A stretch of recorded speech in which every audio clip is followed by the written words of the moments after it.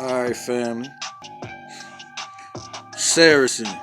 Saracen was a term widely used among Christian writers in Europe and during the Middle Ages to refer to Arab Muslims. The term meaning evolved during its history. In the early centuries of the Common Era, Greek and Latin writings used the term to refer to the people who lived in the desert areas and near the Roman province of Arabia, Petrea, and the Arabian Desert. In Europe during the early Middle Ages, the term can be associated with tribes of Arabia. You hear that? Tribes.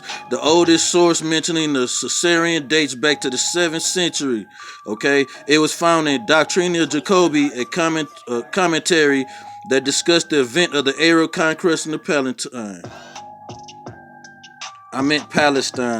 By the 20th century, okay, check this out. By the 12th century, Caesarean had become synonymous with Muslim. In medieval Latin literature, such expansion of the meaning of the term had begun centuries earlier among the Byzantine Empire Greeks. Alright, as evidence in documents from the 8th century in the Western languages before the 16th century, Caesarean was commonly used to refer to Muslim Arabs, and the words Muslim and Islam were generally not used, with a few isolated exceptions. The term became gradually obsolete following the Age of Discovery. Early usage and origins: 12th century reliquary of Saint Stanislaus in the Wawel Cathedral in Carokia is an example of Caesarean art from Sicily. Pete, y'all.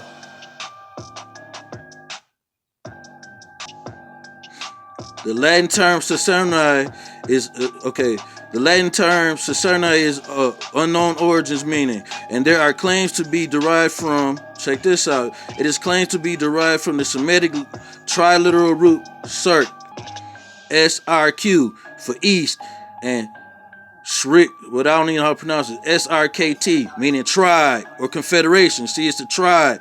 Another possible Semitic root is srq, to steal, rob, plunder, more specifically from the noun of street. Okay, it says another possible Semitic root is to steal, rob, plunder, specifically from the noun Sarikin, which means thief, marauder, plunder. In his Levantine diary covering the years of 1699 to 1740, and the Damascene writer Hamoud bin Kanin al-Swali.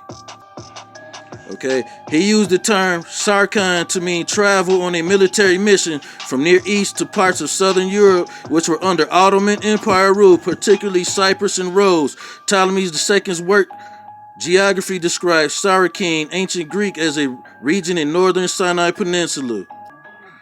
Ptolemy also mentions that people are called Sarakeno, ancient Greek, Oi, living in the northwestern Arabian Peninsula near neighbor to the Sinai.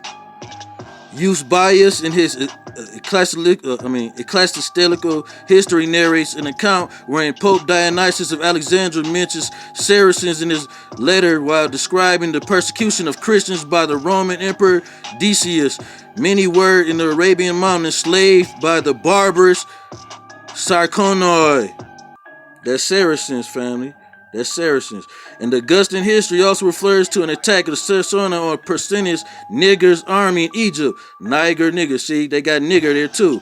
Okay, hold on, let me read this again. The Augustan history also refers to attack by Caesarion on Persinus Niger's army in Egypt in 193. But it provides little information as to the identifying them. Both Hippolytus of Rome and Uranus mention three distinct peoples of Arabia during the first half of the 3rd century: the Tanai, the Sarsani, and the Arabs. The Tanai later identified with the Arab people called Tay. Okay, check this. They're called Tay. Were located around Karyabar, an oasis north of Medina, and also in the area stretching up to Euphrates. The Caesari were placed north of them. The Caesarians located in the northern Hejaz were described as people with certain military ability who were opponents of the Roman Empire and who were classified by Romans as barbarians. The Caesarians are described as forming the Equites, heavy cavalry from Phoenicia and Talmud. In one document, the defeated enemies of Diocletian's campaign in the Syrian desert are described as Saracens. Other 4th century military reports make no mention of Arabs. but refer to Caesarean groups ranging as far as the Mesopotamia who were involved in battles on both the Sasanian and Roman sides. Traitors. See, so who's the more? The Caesareans were named in the Roman administrative document Notitia Gigantum, dating back from the time Theodosius I in the 4th century as comprising distinctive units in the Roman army. They were distinguished in the document of Arabs. They were distinguished in the documents of Arabs. Okay, no later than the early 5th century, Christian writers began to equate Caesareans with Arabs. Caesareans were associated with Ishmaelites, descendants of Abraham's older son Ishmael, and some strands of Jewish, Christian, and Islamic genealogical thinking.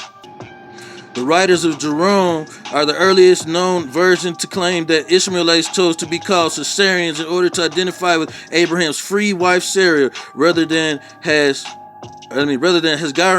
which could have highlighted their association with Abraham's slave woman. Okay, so they wanted to be called Caesareans instead of Hagarians because, Abraham had a wife or a concubine slave woman named Hagar. Okay, peep this. This claim was popular during the Middle Ages, but derives more from Paul's allegory in the New Testament letter to the Galatians. It's over with. Testament letter to the Galatians than from historical data. The name Caesarean was not indigenous amongst peoples. Okay, you hear that? The name Caesarean was not indigenous among populations so described, but was applied to them by Greco-Roman historians based on Greek place names. As the Middle Ages progressed, usage of the term in the Latin West changed, but its connotation remained negative, associated with the opponents of Christianity, and its exact definition is unclear. In the 8th century polemical work, John of Damascus criticized the Caesareans as followers of a false prophet and a forerunners to the Antichrist. False prophets, forerunners to the Antichrist. By the 12th century, medieval Europeans used the term Caesarean as both an ethnic and religious marker. In some medieval literature, Caesareans were equated with Muslims in general and described as dark-skinned, while Christians lighter skinned. An example is in King of Tars, a medieval romance. The Song of Roland, Old French 11th century heroic poem, refers to the black skin of Caesareans as their only exotic feature. The 15th century Mishnah commentator Rabbi Obadiah Bernatori wrote, the word Caesarean Hebrew among Arabs. Let me read that over. The 15th century Mishnah commentator Rabbi Obadiah of Bertonia wrote that the word Caesarean in Hebrew among Arabs had the connotation of thieves. Thieves. The term Caesarean remained widespread in the use of the synonym for Muslim until the 18th century, when the age of discovery led to the becoming gradually obsolete and referred to Muslims as Mohammedan, which came into usage in the 1600s onwards. However, Caesarean continued to be used until the 19th century, the Victorian era phase. Indo-Caesarean architecture is an example of this. In the Wiltshire dialect, the meaning of Caesarean was eventually extended to refer to anything regarded as non-Christian, whether Muslim or pagan. From that derived the still current term Caesarean is a shortening of sarsen stone, denoting the kind of stone used by the builders of Stonehenge, obviously long predating Islam and all monotheistic religions.